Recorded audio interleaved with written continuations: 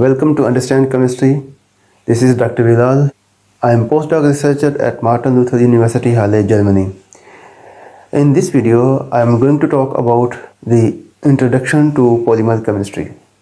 Polymer chemistry is a subdivision of chemistry that deal with the synthesis, physical and chemical properties of polymers. What is a polymer? A polymer is a large molecule made up of covalently bonded repeating units called monomers. The process of formation of polymer is called polymerization. Consider an example of ethylene. When a large number of ethylene molecules, let's say n number of ethylene molecules, are combined covalently with each other, then they form a long chain polymer called polyethylene.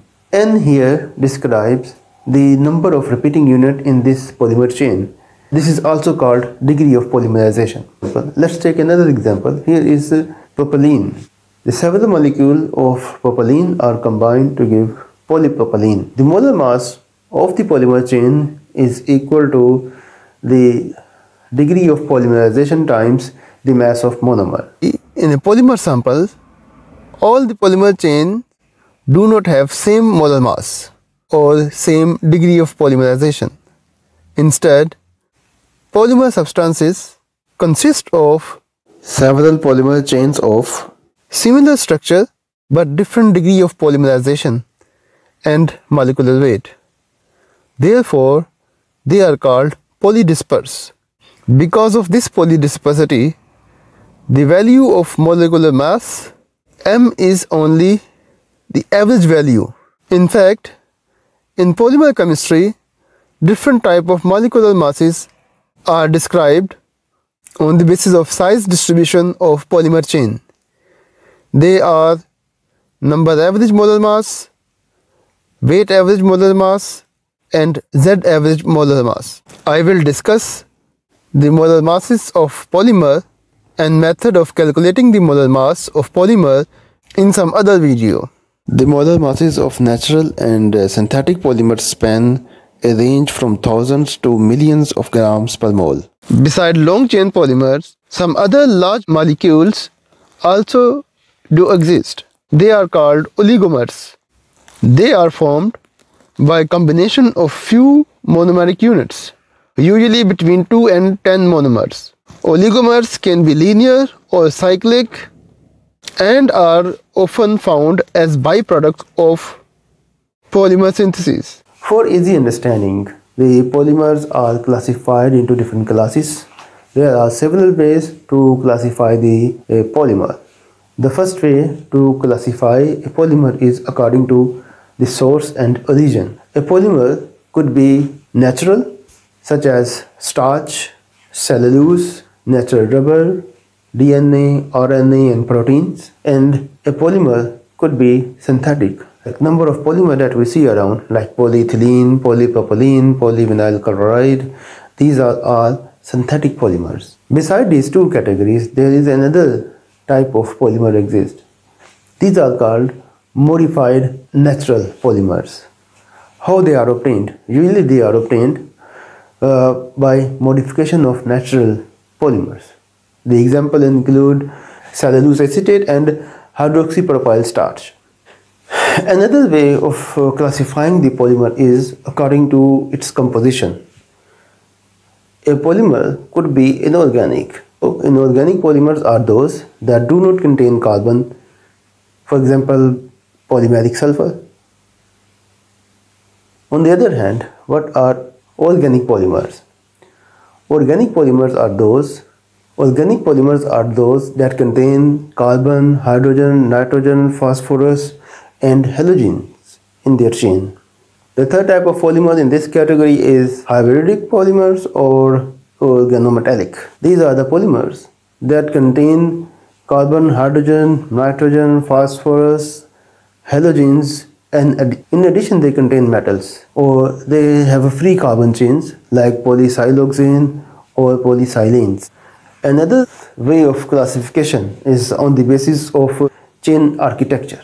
A polymer could be linear, branched, hyperbranched, comb-like polymer, star-shaped, dendritic, and could exist in form of network. Polymer can also be classified in terms of their thermal properties. There are two types of polymer when we classify the polymer in terms of their thermal properties. There are thermoplastics. Thermoplastics is a class of polymer that can be softened and pliable.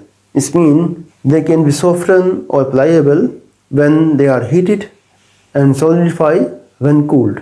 This behavior is reversible.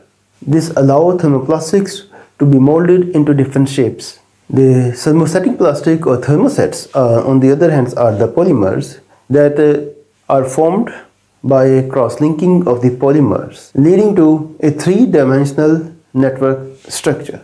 Once they are cured, then they cannot be melted and cannot be given another shape. They are not reversible. Once they are formed, they cannot be remolded through heating alone.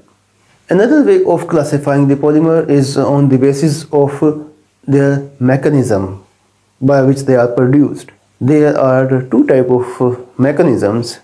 The first one is the chain growth polymerization. This is also called polyaddition reaction or the addition polymerization. In the chain growth polymerization mechanism, the polymers are formed by repetitive addition of monomers. On the other hand, in step growth polymerization mechanism, the polymerization reaction goes stepwise. In step growth polymerization, polymer chains grows by stepwise reaction between monomer functional groups. Unlike chain growth polymerization, where the polymer chain grows by repetitive addition of monomer from an active center. I will discuss in detail these two mechanisms in my later videos. Moreover, polymers are quite often classified according to the number of different types of monomers they are prepared from. When a polymer is produced from a single type of monomer, they are called homopolymers. When polymers are formed from two different types of monomers, then they are called binary polymers. And when a polymer is formed from three different types of monomers, then they are called terpolymers. All the polymers where more than one type of monomers are involved, they are also called copolymer. Copolymer has different types depending upon the arrangement of the monomers in the chains. The first type of copolymers are alternating copolymers. In the alternating copolymers, two monomer units repeat themselves alternatively. In statistic copolymer, the two monomers are repeated themselves statistically. It means there is no order and they are randomly arranged. They are also called random copolymers. Another type of copolymer is called block copolymer, where the polymer is formed by the block of polymer A and block of polymer B. Another type of polymer is graft copolymer, where a polymer A is from a main chain while the other polymer chain are grafted to the main chain. Finally, for the practical application, it is useful to classify the polymeric materials according to where and how they are employed. So we can classify the polymer on basis of their application. There are two classes comes under this classification. The first one is called structural polymers, while the other are called functional polymers. The structural polymer has excellent chemical, mechanical and thermal properties and are used in or as construction materials such as fibers, foam and adhesives. Examples of structural polymers are polyethylene, polypropylene, polystyrene, polyvinyl chloride. On the other hand, functional polymers have excellent electrical, optical and biological properties. For this reason, they are extensively employed in the manufacturing of electrochemical devices and in biomedical application. The famous example of this class of polymers are polyacrylic acid, polyethylene glycol and polyvinyl alcohol. There are several other ways of classifying the polymers, but I have considered the most commonly employed classification methods. Hope you liked the video. To know more about the polymer chemistry, keep watching Understand Chemistry, and thanks for watching.